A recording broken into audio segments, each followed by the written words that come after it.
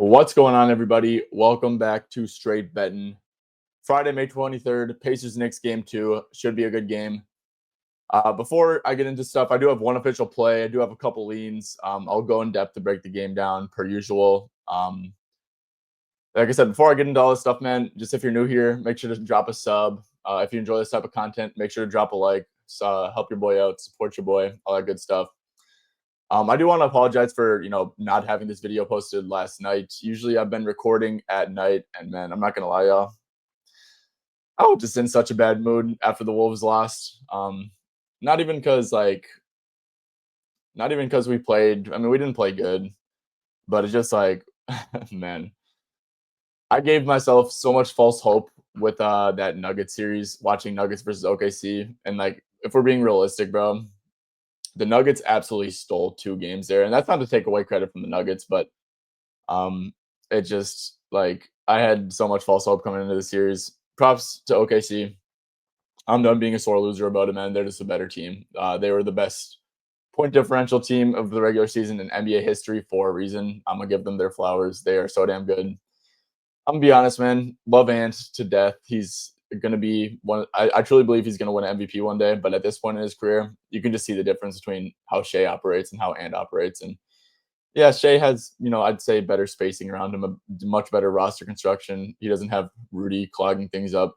But yeah, Ant's a little bit off from like the Shea Jokic year, obviously. And sometimes you just need people to, Jokic to put up like an amazing performance to beat a team like that. And, maybe we'll win a game or two in Minneapolis. I think we will, at least one, hopefully. But yeah, was definitely in like a crappy mood because I just want us to go to a chip, just go to a final so bad. But anyways, let's just talk about this game. Knicks Pacers game 2. Obviously, guys, Knicks are down 0-1. We probably saw some of the best hoops, best hoops in a minute, right? That Pacers comeback, it was awesome to watch. It was fun to watch. I really just have such a respect for how Indiana plays the game, man. Like Halliburton, like sometimes like he has moments where it's like, dude, this dude like really does not have much talent. And like I think we all see it, and that's kind of like what like people lead to like calling them overrated sometimes. And I've been in that bucket too. I've been like, okay, well, Halliburton has these moments where he just like looks like he can't create a shot to save his life. And like when that janky like step back 3 isn't falling, it's like it just his form doesn't look good, right? So you kind of like when his shot's not falling, you kind of look at it different than like, I don't know, when Steph Curry shot's not falling. Not calling Halliburton Steph Curry, but you know what I'm saying? Just like one has a beautiful form, one doesn't. So yeah, Halliburton, man, he's just a great teammate. He's so good at getting his teammates involved. His teammates are always in rhythm because they just move the ball so well, and they just play a great brand of basketball. And, shout out to them, man. Aaron Nesmith, that was an awesome moment for him. Halliburton, awesome moment for them. And, yeah, but with that being said, man, 6-point spread, the Knicks are not going down 0-2. They're not losing 2 games at the Garden. At least I really don't think that they do. You always got to like be like, is this a potential blowout spot? I think it could be, personally. I don't think I think it could be. I'm not saying it will be, but like I said, I just don't see. This is just a spot where I don't see the Knicks losing. And when that's the case, when there's like a spot where I don't see one team losing, blowout's always live. So that could create some inherent value on some unders for the Pacers stuff. But yeah, the same thing, man. These are 2 teams that really can't guard each other. And was an insanely high scoring game last time. And yeah, I'll talk about some few things there. Let's give out the first pick though. Only official pick, but let's give it out. Let's get it started. I'm rolling with Cat over 23.5 points, man. And for the simple reason is that Cat got guarded by Miles Turner in this matchup. When they went to overtime, right? You think that the adjustment would have came if they were going to switch to the cross matching between Turner guarding Hart and like a Siakam or Nesmith guarding Cat. It was an overtime and Turner was still guarding Cat, and Indiana went on to win the game. So I'd be really surprised if the adjustment came there. But guys, Cat, if you go to his playoff stats, it's not going to be great. It's like, okay, only over in 3 out of 13, 2 out of 13 before that last game. He's only averaging 20.9 points. Probably was averaging a lot less before that, that game too. Thing is, man, he got cross-matched literally every single game before this, right? Celtics cross-match every single game. The Pistons cross-match every single game. When Cat gets guarded by a center, guys, it just like he's unguardable, man. Like he truly is like the best offensive center. Well, probably behind Jokic, or for sure behind Jokic. But when Cat's getting guarded by a center, centers just can't guard Cat, especially someone with like Miles Turner, who you know, like he's a great. I like Miles Turner a ton, but like I said, to guard Cat, you really need to be able to get up, to be able to press up on him and not get blown by on drives, but press up on him enough to not let him get a shot off. And that's why wings have such a good job defending Cat, who are like strong wings who can move their feet, stand, beat him to the spot, but also like press up on him completely, and also like switch and stuff. But yeah, no, that wasn't really the case. There wasn't a ton of. I mean, there was a little bit of switching here and there, but yeah, for the most part, like I said, it's Cat getting guarded by a center. And Cat getting guarded by a center is honestly like I really don't think I'm overstating this. I think he's like a 27, 28 point per game guy. So yeah, it's like he had a great game.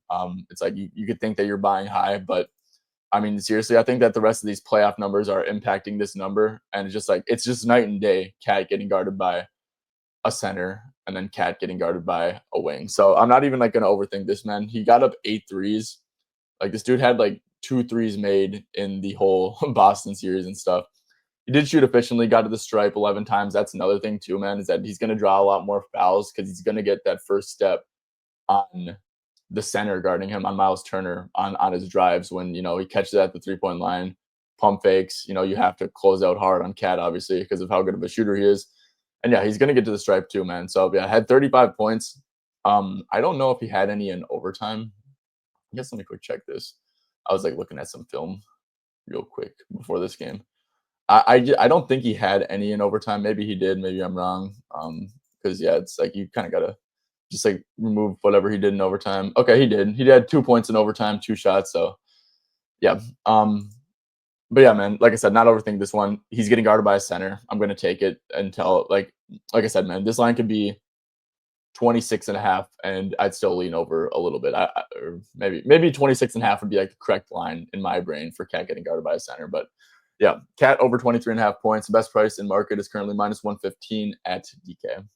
One of the best ways to increase your chances of success in sports betting is by always getting the best price in market, and that's why I am proud to shout out NoVig. NoVig is legal in 42 states, including California, Texas, South Carolina, and Minnesota. Since it's peer-to-peer, there doesn't have to be much house edge like you see on traditional sportsbooks, and because of that, when you look at lines on NoVig, they're going to be the best price in market a lot of the time. So do yourself a favor, try out NoVig. I have a sign up link down below in the description. And when you make your first deposit, make sure to use code BETTIN for a 50% deposit match up to $25. That's $25 you're giving you to play with. Do not leave that on the table. Make sure to use code BETTIN. That's BETTIN when you make your first deposit. All right, let's go and do some more stuff, man. Leans, like I said, this is my only official play, but staying on the Knicks. So obviously, guys, they did guard Brunson pretty straight up. He's gonna get the whistle here. Let's be real. Down 0-1 in the Garden, Brunson's going to get the whistle. Obviously lean over on Brunson's points, lean under on his assists. I did notice that, like I said, they just don't really force the ball out of his hands a ton. And they did the same thing with Donovan Mitchell. They're comfortable playing in these high scoring games and stuff like that. So yeah, Brunson got to lean over on him still. McCall did get guarded by he did not get guarded by Hallie like I thought. Who did he get guarded by? I'm blanking on it. I think it was Nemhard. If I'm not, no, it wasn't Nemhard. It was hold up, I'm blanking.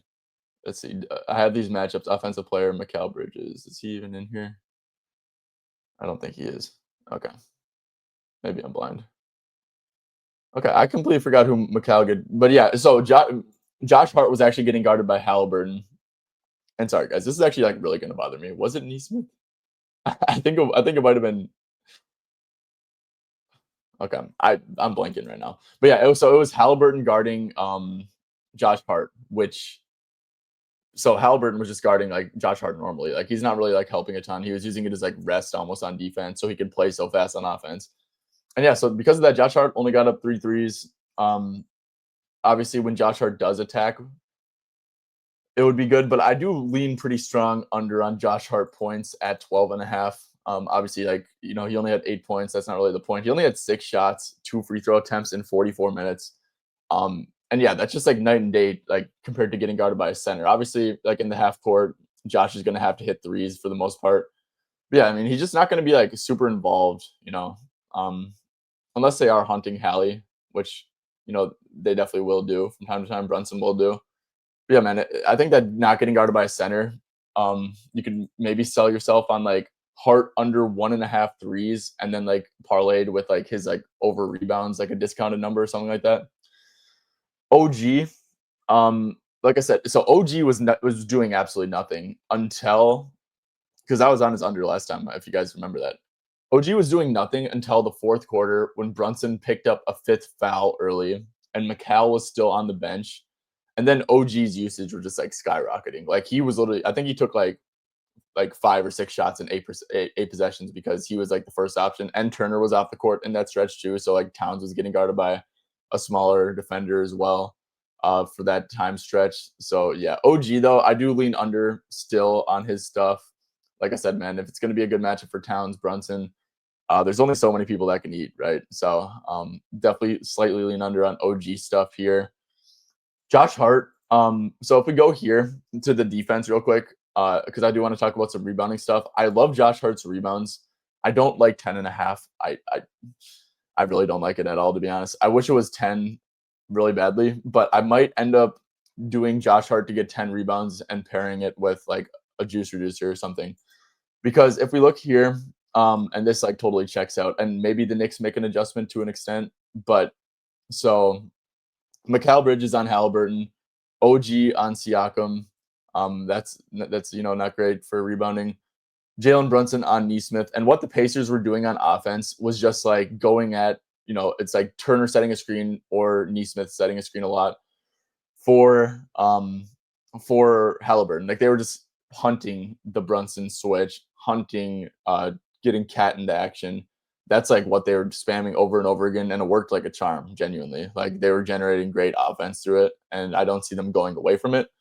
So what that means for rebounding, right, is like so Josh Hart was defending Andrew Nemhard, and Andrew Nemhard just doesn't have a ton of usage, especially when Halliburton has it going, right? When Halliburton has it going, it's like, okay, the ball's going to be in Halliburton's hands. Or if Halliburton has a advantageous matchup, it's going to be a ton of Halliburton, and Nemhard's really just going to be spotting up. So yeah, Josh Hart had, I believe, 22 rebound chances, which is great for Josh, obviously. 13 rebounds. I don't think he had one in overtime either. So he did have, I think he had the 13 rebounds before overtime. Like, let's see, Josh Hart. Oh no, he did have 2 rebounds in overtime. Okay, so I'm just lying. So he only had 11 regulation rebounds. So I guess yeah. But yeah, like I said, man, I think it's a great rebounding spot for Josh Hart. He's really just able to guard a low usage person. So yeah, if you want to like dumb that down to like 9 rebounds and then under 1.5 threes, I wonder what that would be priced at. But that could definitely be a little bit interesting. Mitchell Robinson was much better on defense than Cat, but like I said, if Cat's going to be so good on offense, and Cat's offense is way more going to make up for defense, in my opinion. So it's like that's a good trade off that you're willing to make on the Knicks. Mitchell was good on defense, though. Did good on the glass. I think he had 8 rebounds in 21 minutes only. So yeah, I don't really have any Mitch thoughts. Deuce also played a ton, but Brunson also was in foul trouble. So that obviously like helped him out a ton, right? He got a ton of non-Brunson minutes. That's just like gonna get you a ton more usage, especially for Deuce, right? Is who would act as like one of the main handlers and stuff. So yeah, don't think that Deuce's line is maybe like a 7.5 is a pretty high line for Deuce. I think it's maybe like a little bit inflated due to how he just played.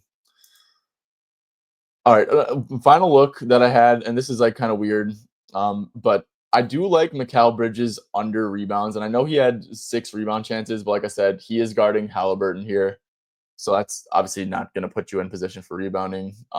And like he has been good rebounding in the playoffs, but here's the thing, man, he had 4 offensive rebounds and only 2 defensive rebounds. I just think that that's like completely fluky. Like Mikal is obviously like not like an offensive rebounder, so I didn't even like watch his rebounds, but I just know that that's not sustainable at all. Like I wonder if he's even like a 1 offensive rebound per game guy usually. So yeah, Mikal under rebounds I think makes a fair bit of sense. Like in the regular season, man. I mean, I know like I said, he's been rebounding good in the playoffs, but in the regular season, man, this dude was like soaring under this line way more than that. So like he only is averaging 3.4 rebounds in the playoffs plus regular season on 38 minutes. So yeah. I think that's another little bit interesting one. All right, let's move over to Indy. Like I said, man, I don't know what the Knicks are going to do to if there's like an adjustment coming. I don't think blitzing Hallie is a good idea.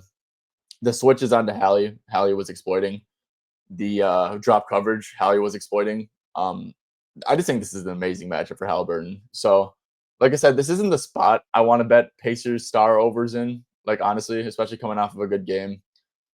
Like I said, because I do think that there is a world where the Knicks blow out the Pacers. Just one of those spots. But guys, moving forward, man, Halliburton, like I said, I don't think that I know he had a good overtime and obviously he had a lot of stuff when they were coming back, but I really do think that this is like a good matchup for Halliburton to exploit. Like he did have 2 assists in overtime and 2 points. So he would have had 38 PA going into overtime. And yeah, man, it's just like he's getting cat in action. He can, make reads off that. He can beat him off the dribble, find a shooter, beat him off the dribble, score, go into a sidestep. He can attack Brunson, and he had a lot of success attacking Brunson too. And yeah, Halliburton, this is a great matchup for him, man. It was at 27.5 PA last game, I believe. So we saw a 2 PA bump.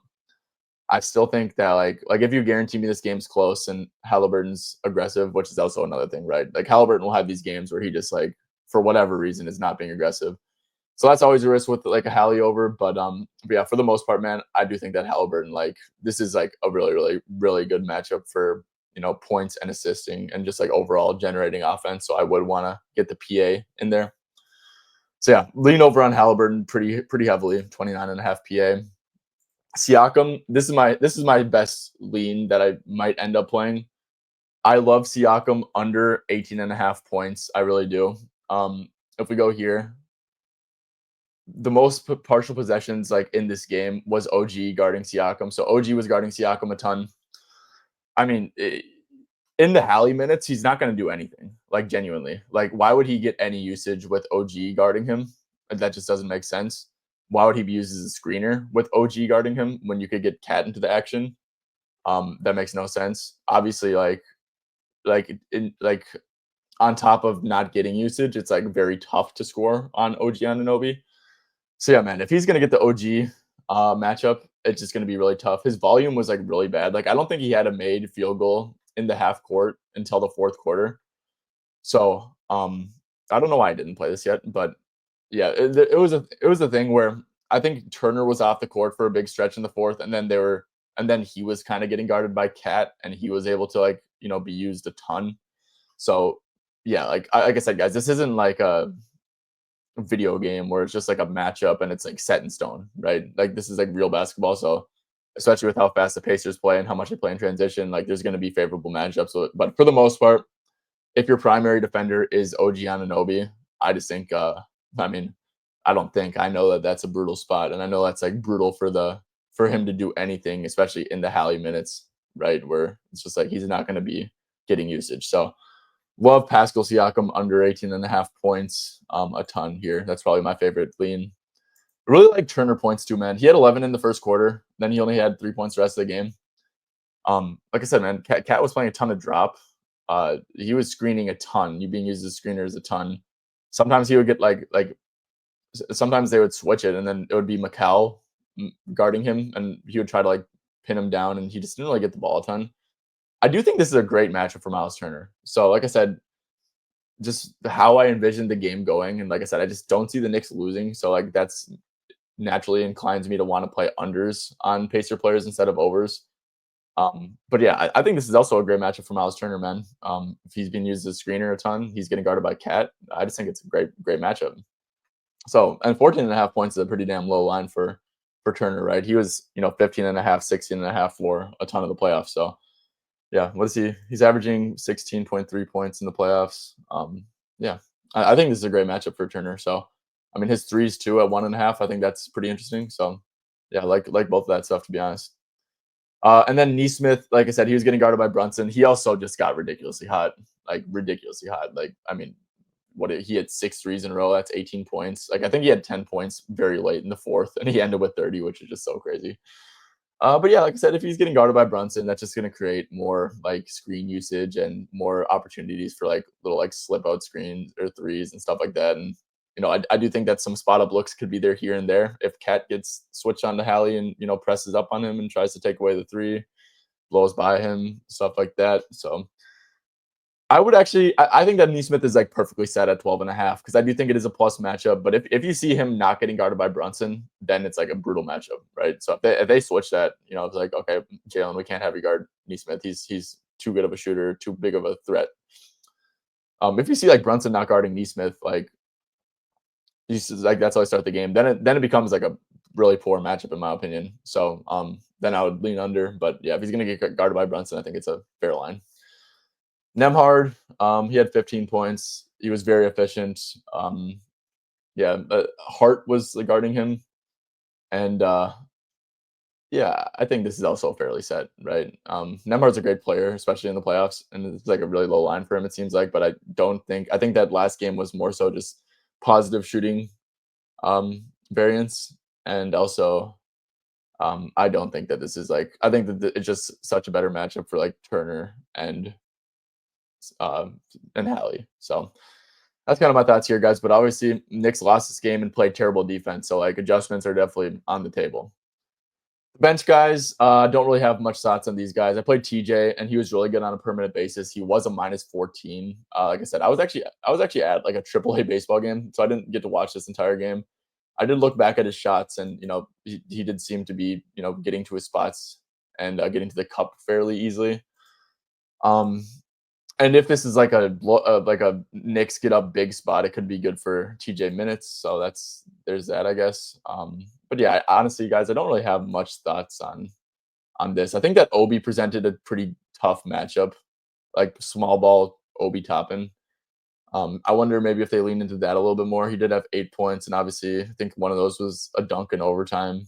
So he was very active on the glass. So 10 rebounds, which is pretty crazy for Toppin in 20 minutes. So yeah, I think that Obi could maybe be a little matchup problem, but that's about it. And Mathurin, yeah, just don't really have much shots there on Ben. All right, guys. Well, there it is. Like I said, official play was Cat over 23.5 points. Strongest second play is Siakam under 18.5 points. Love Turner and Turner points and Josh Hart rebounds as well. I think that would maybe be like smart to take Josh to get 9 rebounds or something and Turner to get like 10 points if that's possible. Yeah, so like a lot of stuff here, man. But hopefully we get a good game. Hopefully it's like game one, right? That would be sweet. But yeah, like I said, if I had to, I just don't see the Knicks losing this game. Like I really, really don't. Even though Pacers, like I said, I have so much respect for them, but just tough to envision the Knicks losing 2 home games in a row at the Garden, especially down 0-1. Like this is a pretty desperate spot for this team. So, and yeah, you could use that too. It's like if Brunson's getting single coverage and he's in a desperate spot, let's be real, the whistle's probably going to be really good too. So it's like he could also be like I would not hate anyone going to Brunson over points either. So cool. All right, guys. Thank you guys for tuning in. Like I said, make sure to drop a like, sub the channel. If you guys are listening on podcast form, rate and review, 5 stars, all that good stuff. And yeah, I'll catch you guys tomorrow.